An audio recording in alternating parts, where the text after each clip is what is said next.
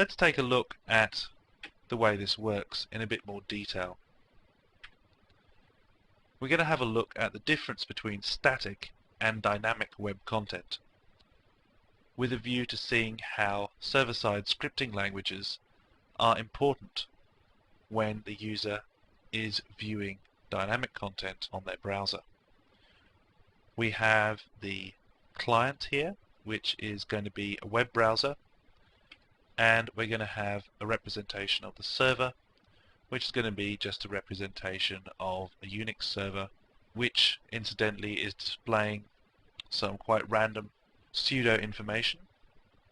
Don't try and make any sense out of the information on there, because it's all just a fake.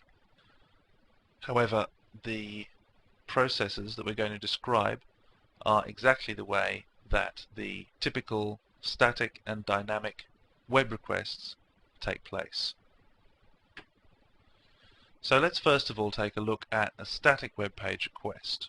First thing that happens here is that the user requests a specific web page by typing the URL into the address bar on their browser.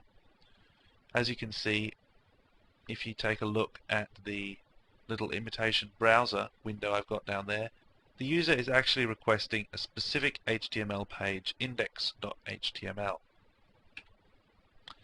And what the server does, a very easy job, all it needs to do is locate that HTML page, which is a file on the server's file system, and it simply returns that HTML page to the user without changing it in any way.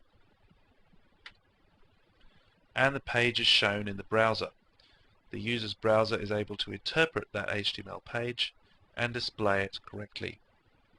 So, a very simple and straightforward way of getting some information. The disadvantage here is that in order for the information to be returned to the user, someone actually had to write that HTML page out in its entirety. There's no way that with a static web page request any of that information can be changed or modified depending on what the user actually wants to see.